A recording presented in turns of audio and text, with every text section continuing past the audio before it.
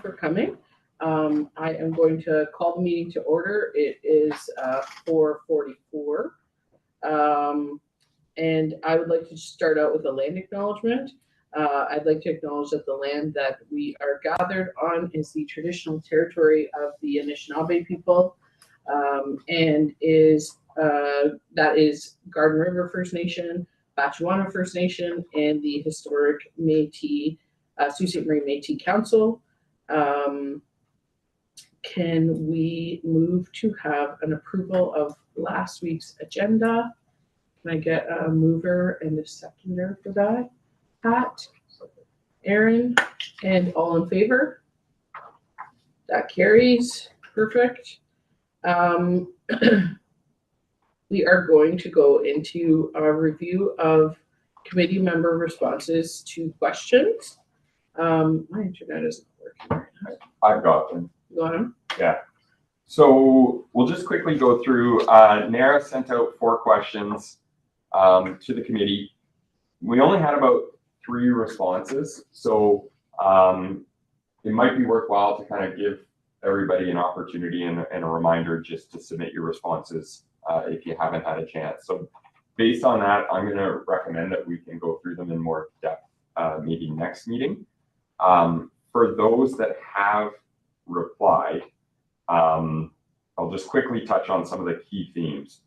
So what we've heard overall in terms of outcomes that individuals would like to see from the committee include education and awareness campaigns and initiatives, such as creating and delivering workshops, seminars, social media campaigns, as well as working with our local school boards, community centers, and workplaces to develop anti-hate and anti-racism initiatives, and then youth engagement through education and empowerment programs.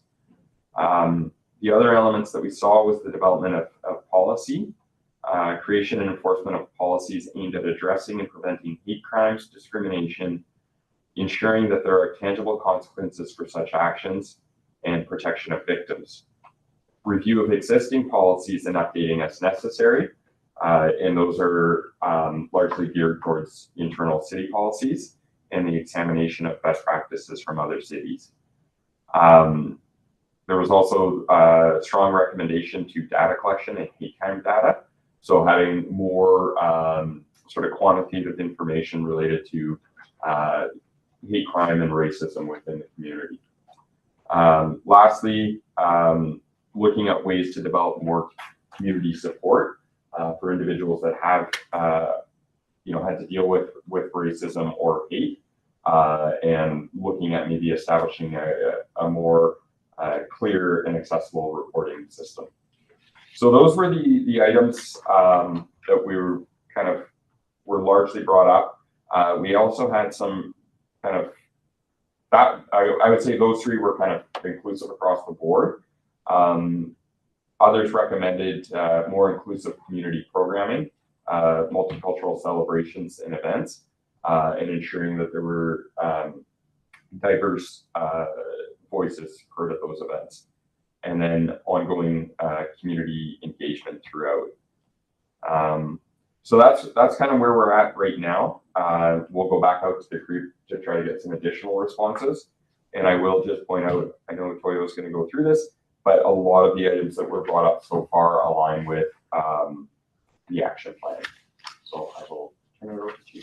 Yeah, thanks, Travis. And it's good to see that everyone's thinking alike, like we're thinking in the right direction, right? So I proposed this action plan because after the last call, I had to do some thinking about what direction do we want to go to. And like the first thing that came to mind is we need to do an assessment, right? We don't want to just create recommendations and policies and we've not heard from the public, right? We've not heard from the people that were actually created to. So the first step is obviously going into the public, doing an assessment. We need to conduct a thorough community assessment, right? And thinking and just recognizing that everybody's experience is different, right? Everybody's discrimination, oppression, like we need to recognize that. So we need to hear from those people. And like how does that look like, right? So I spoke to Travis about this, like we can, send out a survey, focus groups, interviews, understanding their perspectives and experiences, right? So like going into the schools or the community center, the Indian Friendship Center, like those kind of places where we know, like, so those are the places where we can, conduct those focus groups, those interviews, right? So that's the first step I think we should go to, like just hearing from the public and what they have to say, and like listening to their experience and knowing that people care, like we're ready to do something about it. The next step after that is working, like once we've gathered that data, right, then we need to assess it, like look for insights, look for pain points, and identify some of the needs, right? And like our goal is to draft recommendations from that. So once we've gotten that data, because we know what we measure gets done, like we have the actual facts, right? So we can use that data, create the list of recommendations, like okay, we're going to the city, like this is what the people have said, and this is what we need to do, right? So and also as we're working on that and looking at the policies, we can start providing anti-racism, anti-hate tools to like the schools, like the organizations, and what does that look like? It could be a workshop, it could be a seminars, it could be, guides, like what does inclusive language look like, what is the difference between power, privilege, those kinds of stuff, right? Like to get people's mind thinking and to know that we're actually thinking about, anti-racism, like it's not just what about, like we're actually doing the work. Then the next step I was thinking is, the systemic barrier identification. And there where I see us working with the legal team, like the people where I don't know whether the legal team or the HR team, right? Like wherever the policy sits on with the city. So we're working closely with them and identifying those barriers, those systemic barriers, like, and making sure that okay, we've looked at it like from an inclusive lens, because all of us have our own experiences, we have our lived experiences, right? We have that lens. So we can work with that group and identify those barriers, and we can work on action plans, like action points. So that's something I thought about. Then once we have those, right, so we've identified barriers, we've kind of drafted out recommendations, then we can start going to the public. Like so that's where people spoke about inclusive events, multiculturalism celebration, those events, right? We can create a public awareness campaign, like education, like what does that look like, right? Like put it on an event somewhere, I don't know, but that's when we can start going back to the public, because we have the data, we've gone through it, we've created recommendations. And then the next point is, just continue evaluating the policies, right? Like it's recommended that we look at policies for every 1 to 3 years. So looking at that policy, like what does that look like? Where can we change that?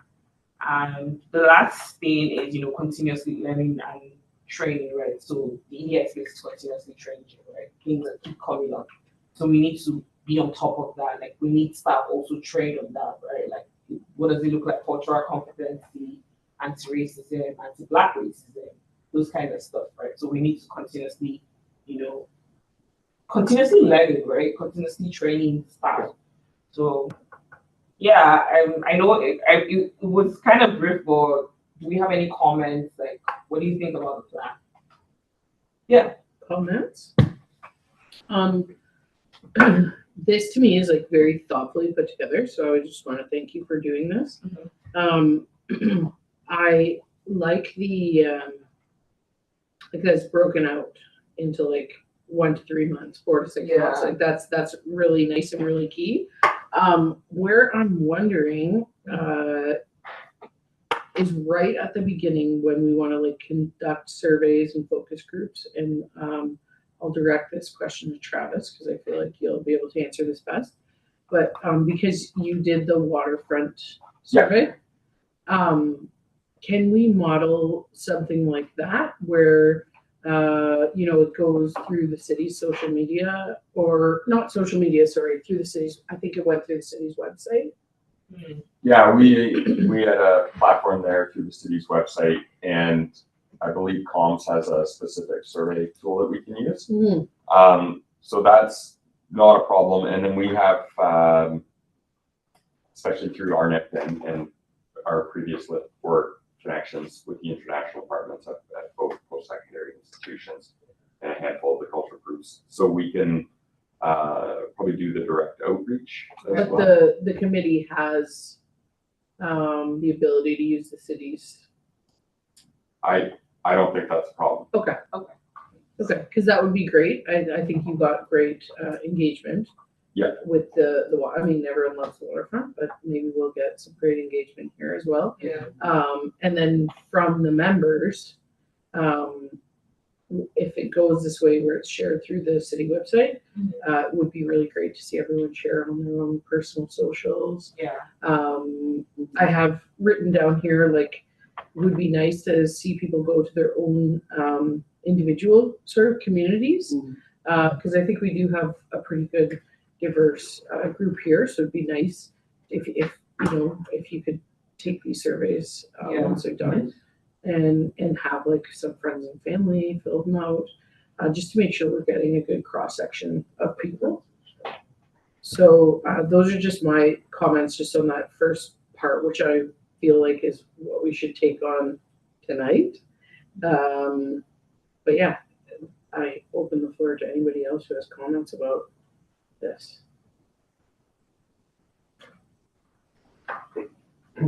Jeff, yeah.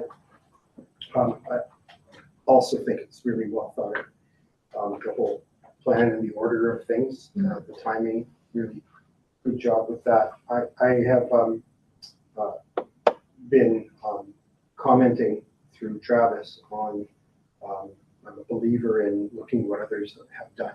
Right. And picking and choosing things that maybe would work here, things that maybe work somewhere else but would not work here, to avoid duplication and streamline the process. So I refer to it as looking at best practices, and I think it would be positive for us to try to do a bit of reach out if we can identify communities that are kind of ahead of us in the anti-hate process, to see, like, right off the bat, have surveys been done? Have they been successful? What kinds of questions would be relevant? Because I'm not sure I could, you know. So I did do some research before, like, putting the plans together, and I don't remember the city exactly. Maybe it's the city of Vaughan or Saga, but they did do a survey. Like, they did they sent a survey out to the committee, and like, we want to get your thoughts, we want to get your experiences. Like, please fill out the survey. They also did interviews. So, Great. Yeah. So we have some of that, and my only other comment is a caution when it comes to public programming. I would not want to, and I don't know how to phrase it, because at some point it's possible to drift into presenting programming that is really about cultural education, and doesn't hit the mark on anti-hate.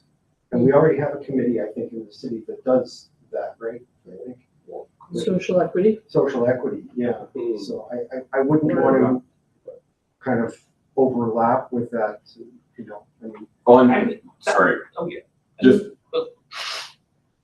my apologies. Go ahead. Paper, scissors. So that's where, like, we can collaborate, right? Yeah. Like, that's where collaboration comes in. Because I don't know about the social equity committee, but like we can collaborate. Yeah, because sometimes we have, you know, community culture days, and I think those are really great experiences, but somebody's already doing that. Yeah. So how do we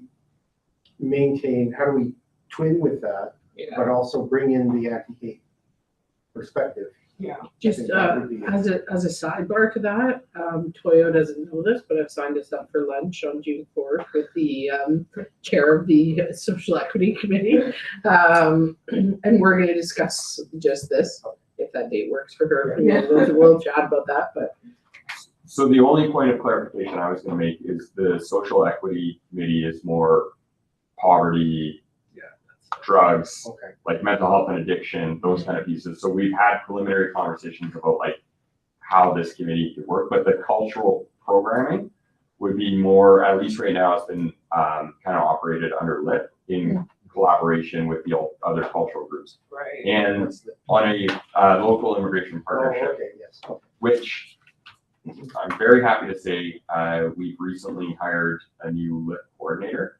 So they'll be starting on the 17th, and then Nara, who was here previously, but is away on vacation. She's the LIP assistant. So there is more outreach that's being done, and we'll ramp up to deal with kind of the newcomer programming. But a specific role is addressing making newcomers welcome to the community. And so when we look at best practices, which we talked about, like the Ottawa's anti-hate strategy was coordinated by LIP. Okay. So I think that there's like, once that individual's on board, we'll have some resources that can dig into that stuff. But And we did that before, when I was on LIP. It feels like 100 years ago, but we created this commercial because there was some activity at the university that was very awful. And so there was a desire to prevent those kinds of things from happening again. And Dave, do you remember that commercial? I think you were in it. You know, that people were introducing who they were, and then where they were from, and then I live in Sault Ste. Marie. Like it was very clever and very helpful. Yeah, that was one of the best pieces of work that we did around that time, that Yeah. diversity work. And I actually have a little pride when I still walk around and see some of those diversity awareness stickers around. Mm-hmm. And that reminded me of some of the positive impact that it was a very simple campaign like that had as well. And But it really went home to the, 100%. that we all come from somewhere else. If we're not I'll indigenous, send we it to you, Travis. Yeah. come from somewhere else. Okay. If it's already created and it's probably, gone Yeah. in terms of people's memories, unless you were a part of it, you probably don't remember it. Maybe we could reuse it. I don't know the legalistic. Yeah, I wouldn't know who had the legal Yeah. copyrights or anything. That's why, but I had a copy of it because I at that time I used it a lot when I would go to schools and different places and the diversity workshops. I used it as a simple example piece of how we can use. And when I was thinking about the questions that were sent out, thank you, and sorry I didn't mean to put in, but I thought about that video specifically. Mhm. Right, I thought about that diversity campaign, and you're right, and the impact that it had at the time, right? And I thought that it was a great idea, a great model of what, because it was a diverse group of us that came together and kind of put that together. The other thing is that we just, every year, a school, I don't know if it's every year, every so many years, I'll put it that way, schools have to send out surveys to ask families, are they being served, especially families that are coming from away, newcomers. And making up those surveys was really challenging because the diversity that's in the community now, we have to, how many different groups do you add, or do you belong to this group, So I just say it's not as easy as it might sound. Let's just make up a survey because even just, how many different indigenous groups do you put on? Like, there's mostly Anishinaabe here, but it could be Cree, it could be Inuit, so that caution. And the third thing I have to say is there is a program, and I think it was in Oregon, and it was connected to the library. You may have seen this on Facebook, where people could sign out a time frame where they could communicate with a newcomer about a human library, so you would just sit down, you'd have a time slot, it would be like 15, 20 minutes, and you just talk to one another, but mostly to have the newcomer say who they are, where they came from, why they came to the city, so that first of all, they're practicing the language if that's not their first language. And secondly, you're building capacity in people to be compassionate, because once you have a conversation, you have it's more likely that you're going to be in a relationship that's, not going to involve hate. So who's the person, so it's a newcomer and who's the other person? Whoever wants to sign up, Oh, you okay. just go into the library and you can sign up for a time.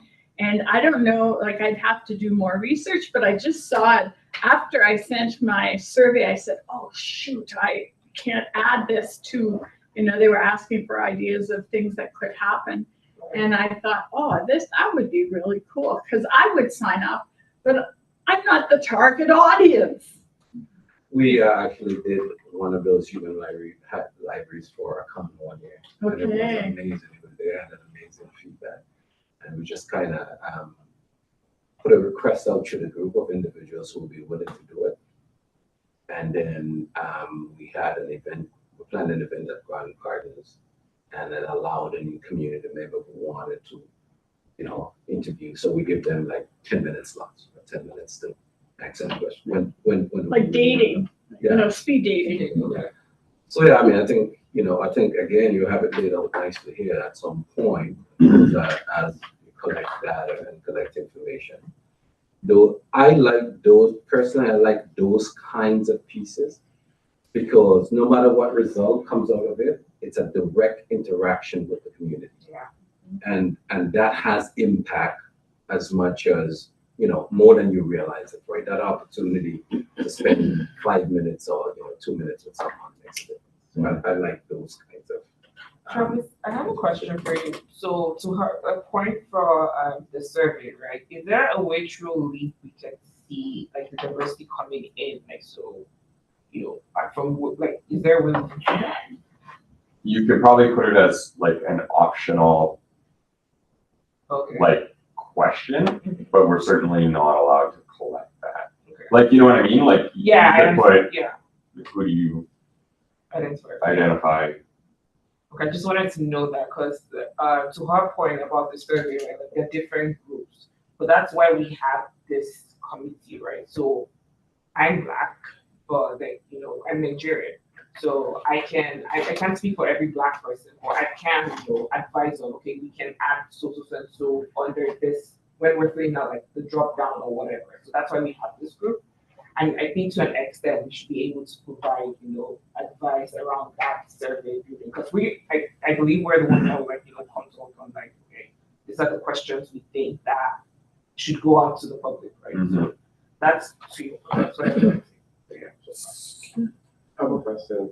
So in the survey, would you be targeting mostly the, I would say, diverse community, or would you also want to have responses from Native Canadians as well? I think everybody. Everyone, Everybody. yeah.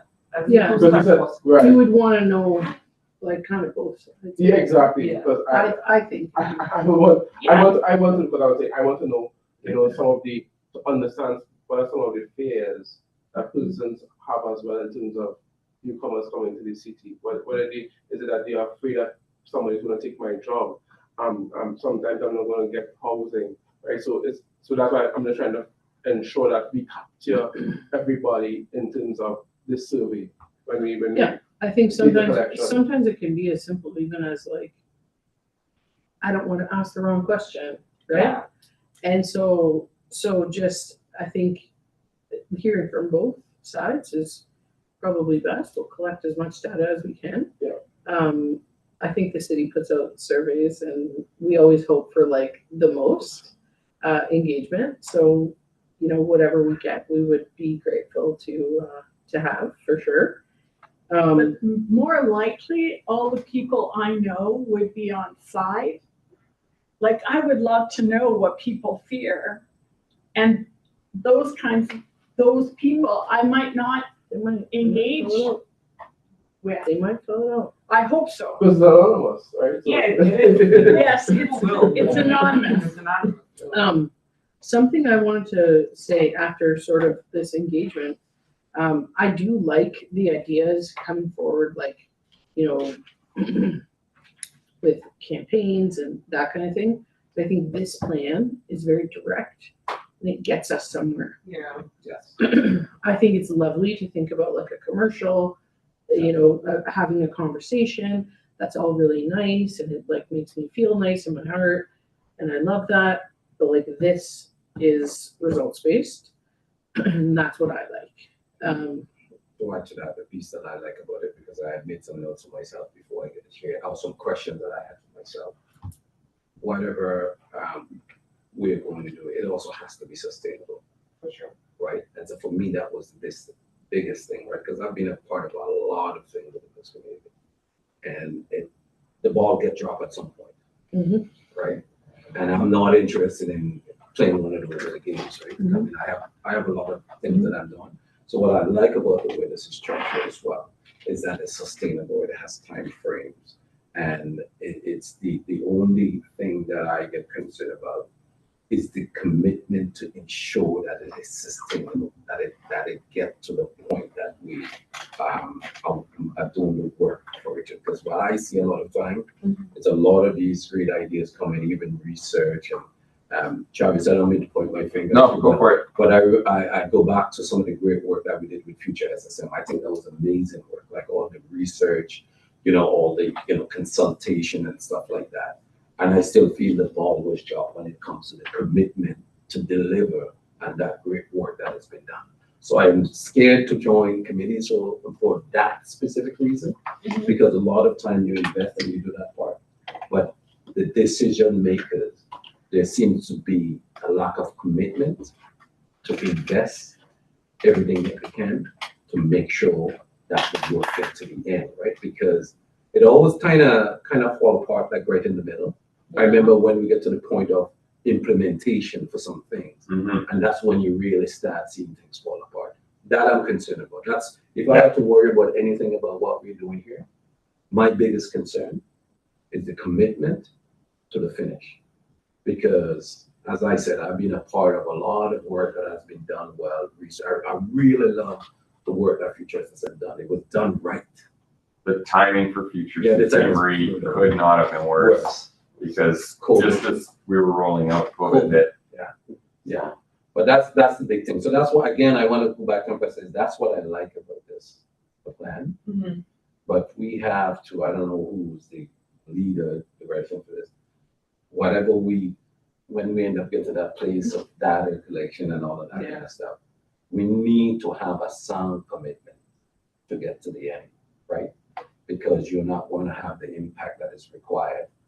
We're not committed to invest it and to make sure that it's sustainable to the end. For me, that's huge.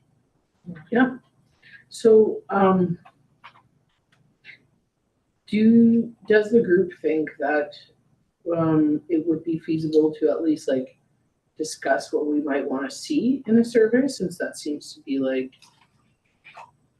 point number one? Yes, Travis. Oh, my friend over here. Oh, it's okay. Yeah. After All I was gonna say is it might be beneficial to have the new LIP coordinator go through kind of the best practices and then share that information. Okay.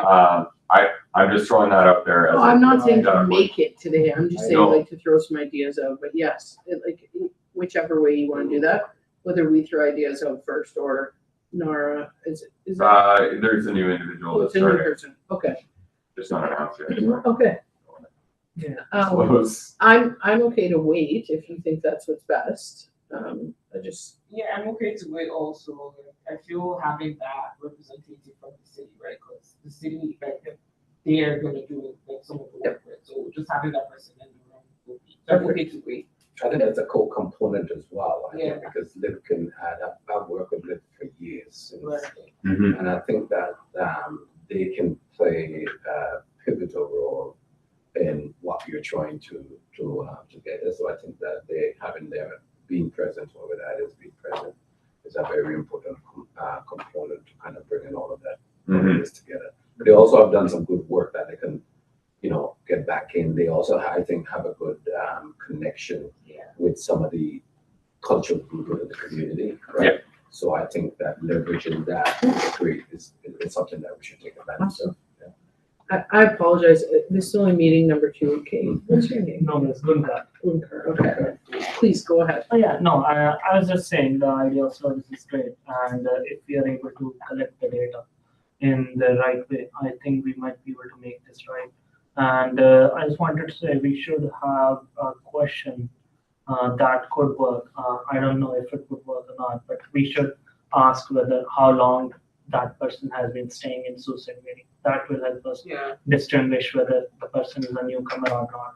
And that will help in, gathering more data, whether the person, how do they feel like and stuff like that.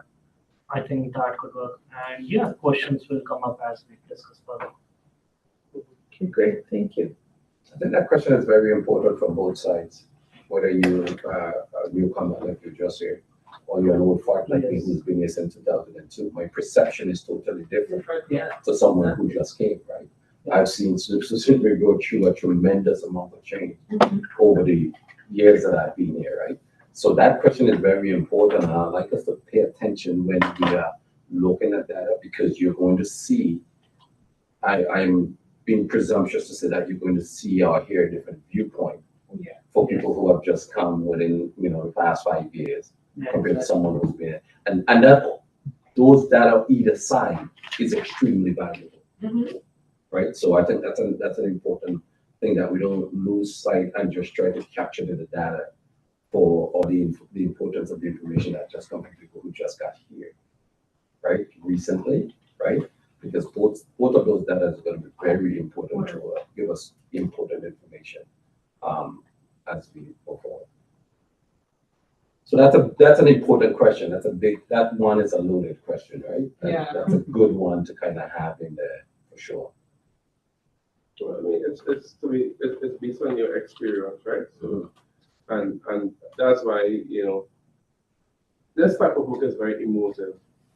So it can, depending on what experience you would have felt, especially when you are a newcomer, it can shape your own narrative of the city. Right? So that's why it was important to get that, those distinguishing factors. Coming back to, I think it's well done. As they were saying, I think this city really owns this. Yeah. Then it can be completely helpful.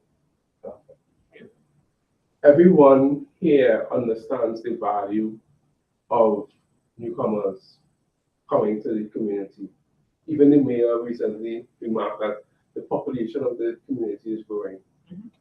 But how can we create the environment for all of us to benefit from each other? So this is why I think understanding the why is what will continue to give us the impetus to complete this work.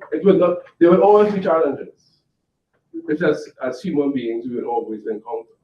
But understanding that we have to all, I would say, benefit in this space for Sault Ste. Marie to build this community.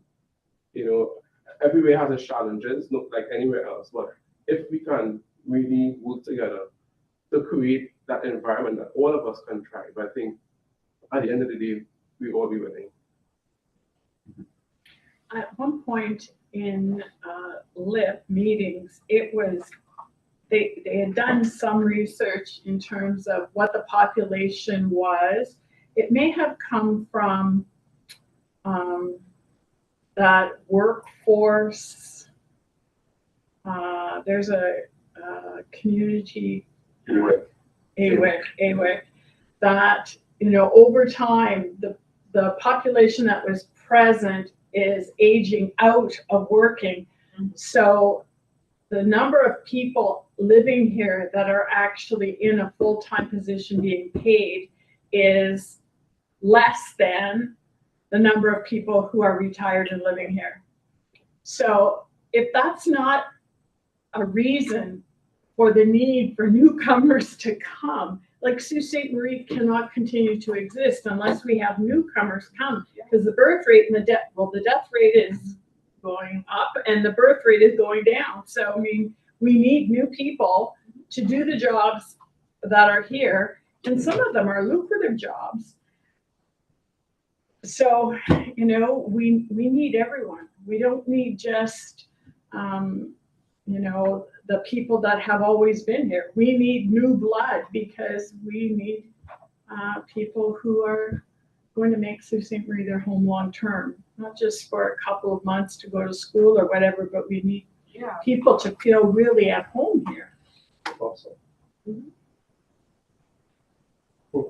That's powerful. That's powerful. And we need each other. And that's Exactly. and this is, sometimes I read a statement yesterday, I put it up on my Facebook. There's so much hate, but be the light. And we can be that light, to bring the community together. This is what I see. This is a great place.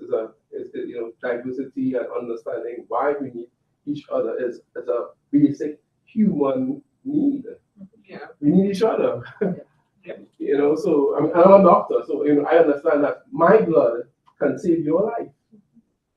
And so when you understand how as a human being, that sense of community, that sense of belonging, and coming as a newcomer, and you have that atmosphere that welcomes you, that encourages you to blossom, to grow.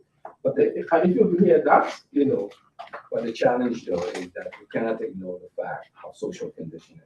I mean, the reason why stereotype, biases, racism, all of those things are around is because for a long period of time, certain groups of people have been socially conditioned to believe certain things about other groups.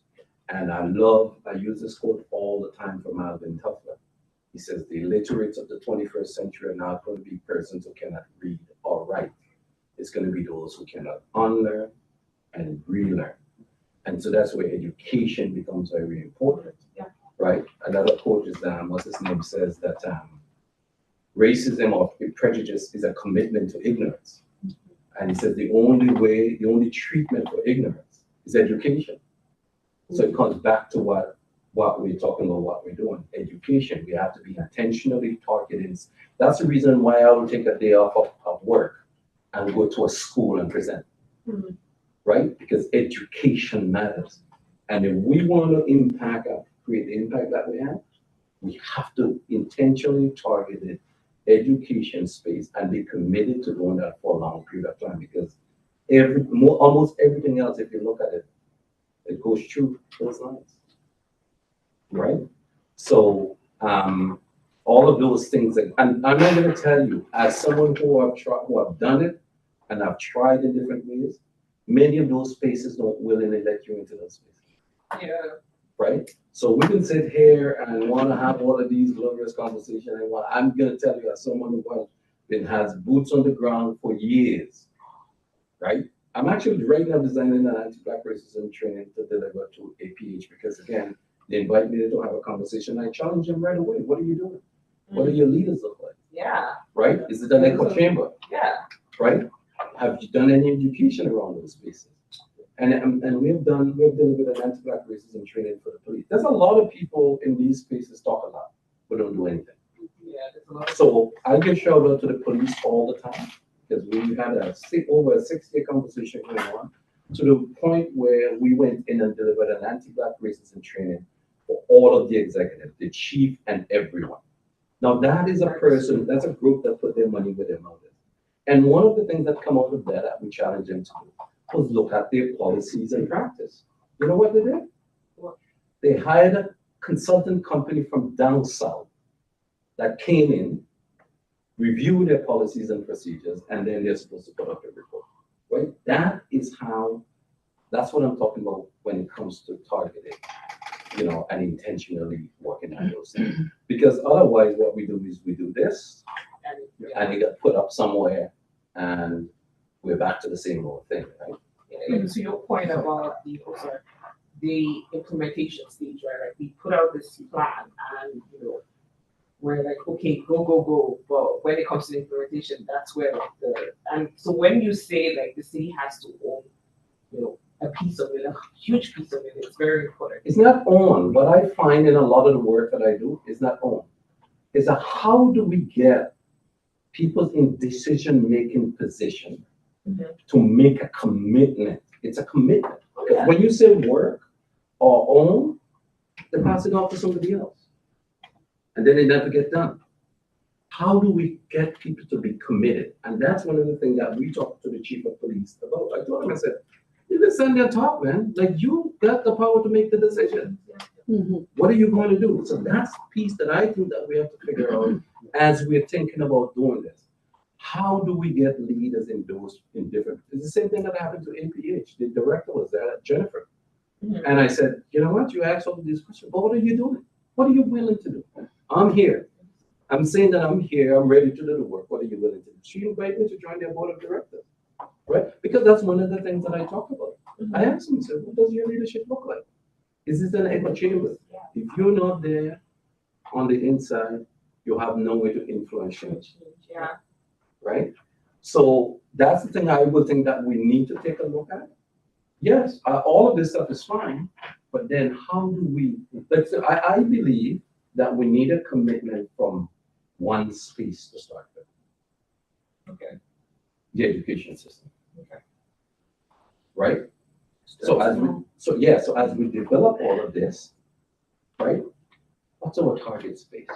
What's our audience? Right? But just for you to know, like, I can only speak for one board because I was just employed by them, but they just went through EDI training for all of the principals, all of the middle management, and the upper management.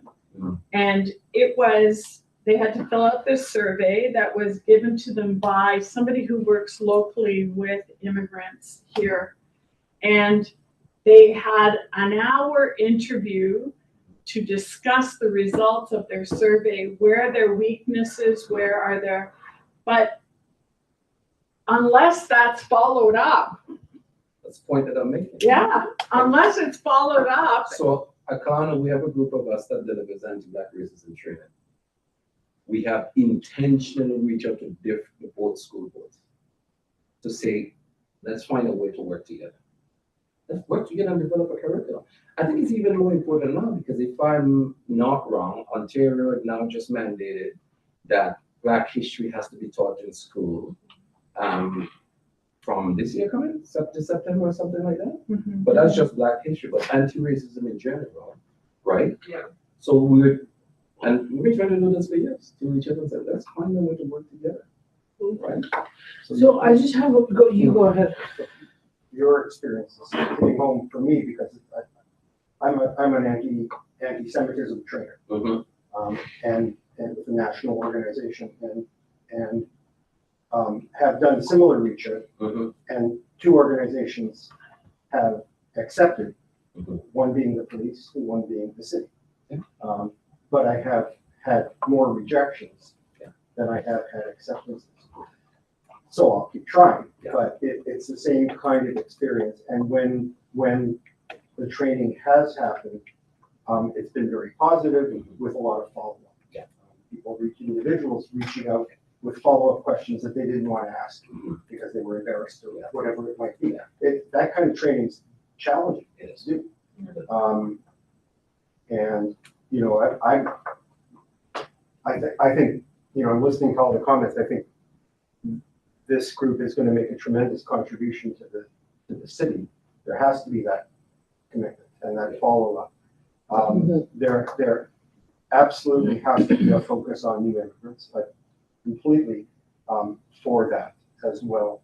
I'm representing a community that's been here in this area since the 1880s and is well established in the Sioux and is part of a national family of people that is the highest reported hate crimes in the country for the past, not just this past year, but for the past 5 years has been anti-Semitism incidents and Jewish reported hate crimes. So that's a very different experience from the experience that you talk about. Yeah. And I absolutely think that this committee has a role to play with LIT. And I'm hoping that meshes really well. I don't want to lose the perspective. I want to keep the perspective of other communities that have experienced hate, maybe continue to experience hate at one time, members of Neighbors in the West End where I live tell me about the early days of being Italian in Sault Ste. Marie and what that meant. If you wanted to date someone who was not Italian from the East End, what would that mean? And some of those elements are still around. So it's a different experience. It's valid. And I wouldn't want to see, I want to see us address as broadly as we can. And I think because the new immigrant experience is absolutely significant, and the experience of the various indigenous communities, I'll say, that will bring to the table will also be really vital as well. One piece that I wanted to touch on that everybody who has talked about anti-racism training, we always discuss upper and middle management. Those are the people that get trained, but they're also the people up in the, but they're the people up in the offices. They're not the people on the ground dealing with, sorry, go ahead, yeah. Oh, when we did the city, there were a number of people from city transit. I'm so glad to hear that, Yeah, because I think right. that's, But it's I the take your ticket, point. it's the Your point is- ticket takers, You're- it's the your grocery point is well beggars, taken, it's, Angela. I'm not yeah. disputing. Yeah, but I just think lots of times, maybe because these are paid events, I don't know, but it's always upper and middle management. I would love to see us reaching a different demographic and getting in with like people that work in the mall, people that are working in the food industry, your servers. I know personally from a standpoint of restaurants, like how important it is to have your people trained properly. It's easy to say something that you didn't mean to be offensive. I went through the whole, I used to serve tables often, and it was acceptable to go to a table and say, hey guys, how's it going? That's not a good way to welcome people anymore. It offends some people. And it took a lot for me to get that out of my vocabulary. But those are the people that are dealing direct. So I'd love to see more of that. I don't disagree with what you said. Actually, I just finished delivering a mental health workshop for the state plan. I had 150 people there. Afterwards, everybody come up to me and say, we'd love to do this public. We'd love to do this to get more. How do you do that public? It is tough. But I think that we are on to something here, right? After we do this through the lens of the city, right?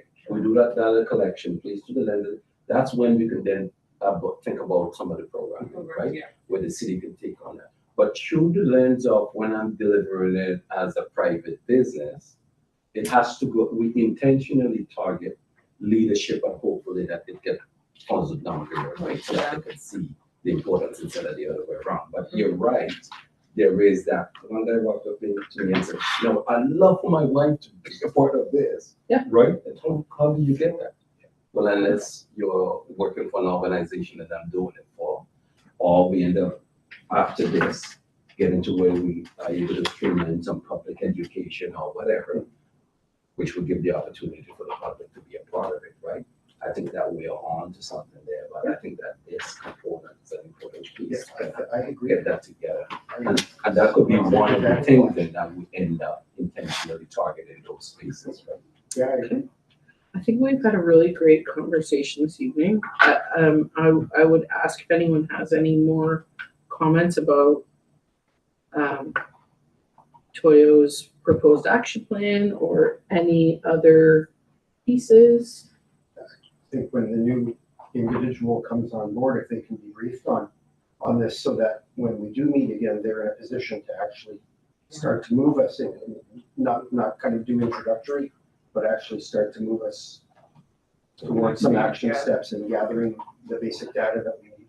I think that'll be one of their first pieces of work that they'll be doing is pulling together the best practices and probably an actual draft survey. So that they can come back and depending on timing of the next meeting, may get sent around to the committee and then actually go out. Right, okay.